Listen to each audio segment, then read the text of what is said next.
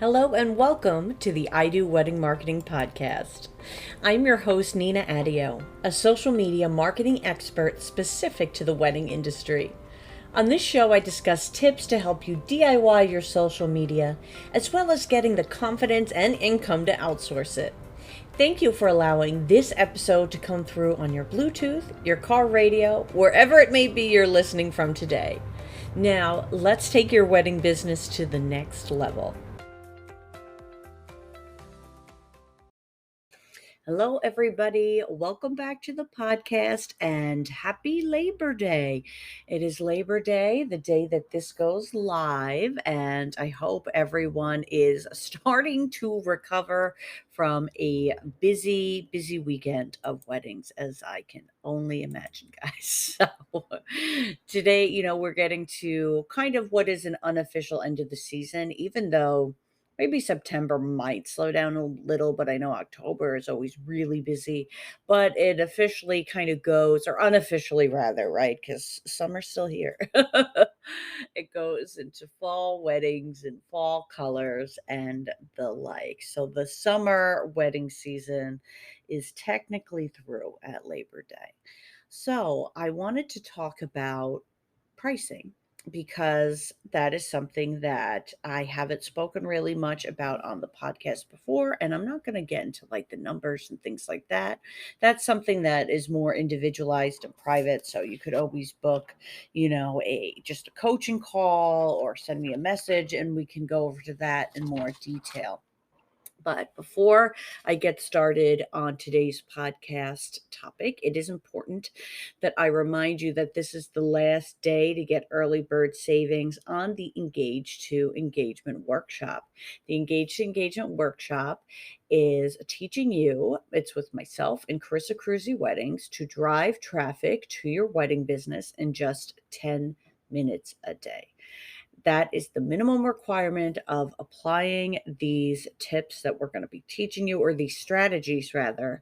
And if you can commit 10 minutes a day or 10 minutes several days a week, that's what it will take at least to get some traction and to get traffic to your wedding business. I will be going over my 10-10-10 organic engagement strategy. This is the only place I'll be talking about it. And Carissa will be going over her content that converts, as well as how she's able to make content without it taking hours upon hours upon hours a month. So I'm going to have that linked in the show notes. If you have any questions about it, just send it to me over on Instagram. And this is the last day for that early bird pricing. It's a live workshop, September 14th, 1 p.m. Eastern. But if you can't make it live, then you have the replay. And regardless, you're going to have the replay to keep rewatching and kind of see you through learning these techniques. But if you can go live, I think it's a great opportunity because at the end you'll be able to ask us questions. So when you think about the price of a coaching call with one of us, and then to think you can just spend today's the last day for it to be $37, and then you're able to ask us the questions you have. I think it's a great value. So I hope to see you there.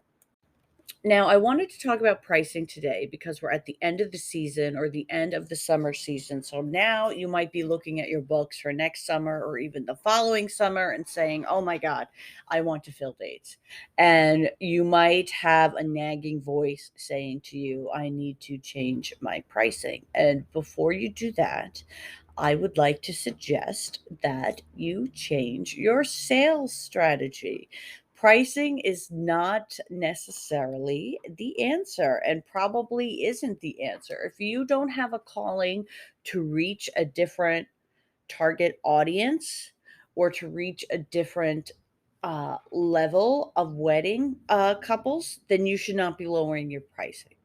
Lowering your pricing is a big difference, because you're gonna then appeal to different people, which is fine if that's your intention. But if that's not your intention, then the pricing may not be the answer. And let me just say that you need to give yourself some credit, give yourself some grace and some love, because things are very competitive. There are more in every vendor category, it seems like, than ever. And it sucks, but you may not book everybody. And you just, when that happens, you just have to say, this is what. This is what was best. The universe must have been protecting me from something, We wouldn't have jived. The universe has saved me from this. But you still want to book the others, right? So let's go into some sales strategies there. So, firstly, would be having a sense of urgency. So, this is going to be whether you're a venue, whether you're, a flower wall, whatever it is. And by urgency, what I mean is this is the price right now. This price I will hold for you until X date. So the prices can go up at any time. Sometimes venues or businesses where you have something that is just a perceived value, right? Like we're going to add in cookie platters, or I'm going to add in installation of the flower wall, and maybe that's something you would do anyway, I don't know. But something like that, and you say if you book by Sunday, this is going to be included. If you don't, it's not, whatever the case may be. You could do things like, let's schedule another appointment on the phone for Monday, and you can let me know what you're thinking. Something that's going to keep, almost have that deadline and set in stone for the couple, where it's like, okay, if we're booking them, we need to know by Sunday. And if we're booking them by Sunday, we're going to get XYZ. So you don't have to lower your pricing in this at all. You can add something with a perceived value, and you don't have to add something at all. You can just say, this price is held until Sunday. And afterwards, I am applying my 2023 pricing, or pricing is going up because we're at the end of the season, or I can't guarantee that pricing will go up.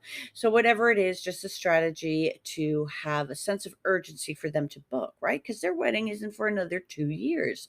Let's say, or a year, whatever it is. They may want to really spend a lot of time looking around and deciding. So by adding that urgency factor, you are able to hopefully get a quicker answer this way. If they don't book, you can move on with that date. And if they do book, great, you did it. Hooray.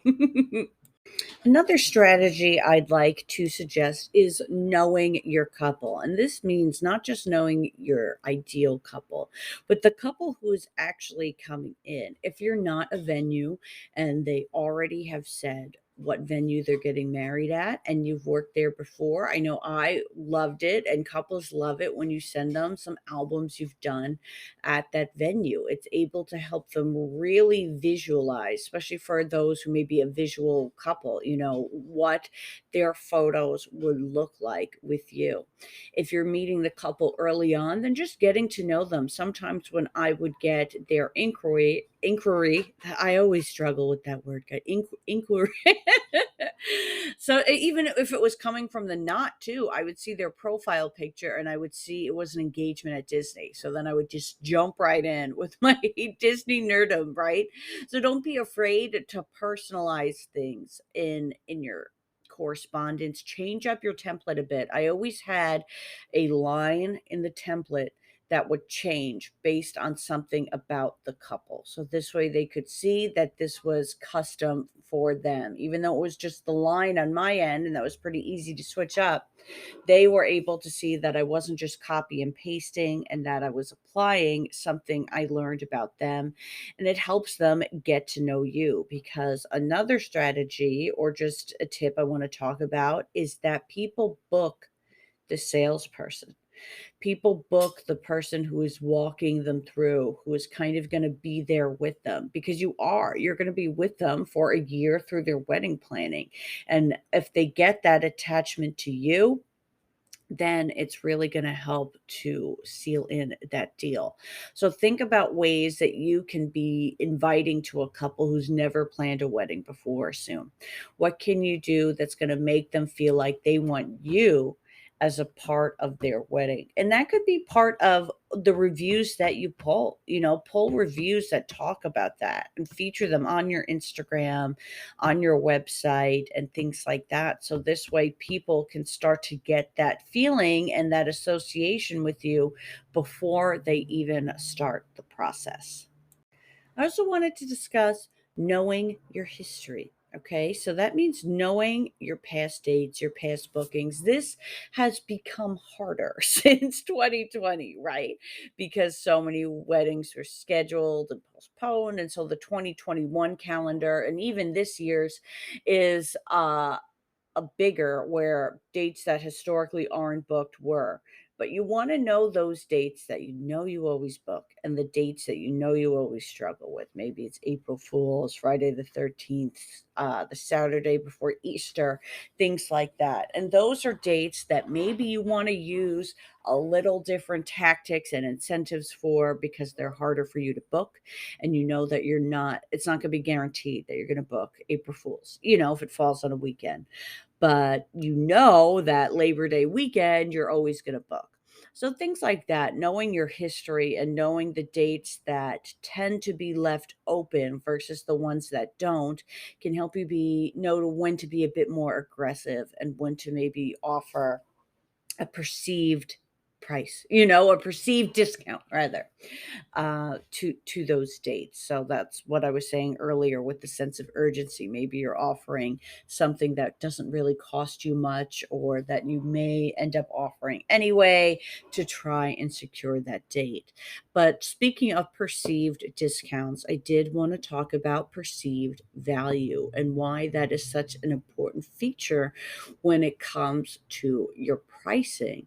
So, if you significantly lower your pricing, the perceived value of what you offer is going to change. And that may not be something that you want to do.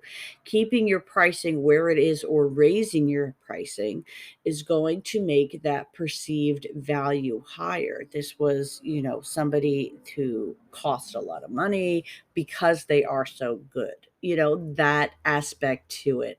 And as long as you have the experience, the talent, that's what you should be doing, knowing that perceived value. And I had to learn this myself through underpricing because I was underbelieving in myself and having people not book despite it being a steal of a deal because they were weary of it, because it was like, this is too cheap. They must not know what they're doing, right? So you don't want that to happen to you. So learn from me and don't let that happen to you. I'd also like to remind you that when you're selling to a couple, a majority have never hosted their own wedding before or big event. Some have been a part of bridal parties, but some have not.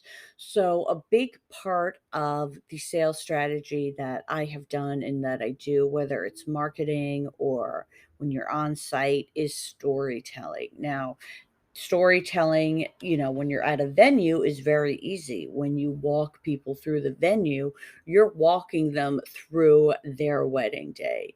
This is where your limo is going to drop you off. And then we head here to your bridal suite. This is our beautiful cocktail hour. You're walking them through their day. But you can do this with any side of the wedding business where you're walking them through the story of their wedding day.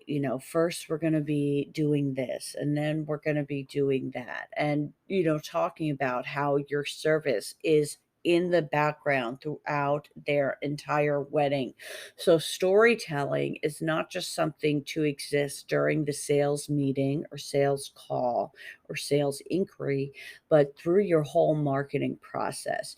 You're taking people through, look, this could be as simple as a flower wall. Okay, it's like when you first inquire, how you select what wall it's going to be, where the wall is going to be situated, how people are going to be returning to it for photos throughout the day, how it's going to be the backdrop of where they're sitting, and their photos are all going to be beautiful because this wall is behind it, and so forth.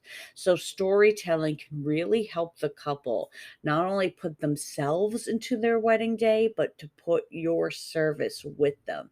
So that is something that I think you need to consider as well when you're trying to amp up your sales strategy. Think about, how am I telling the story of their wedding day and my service?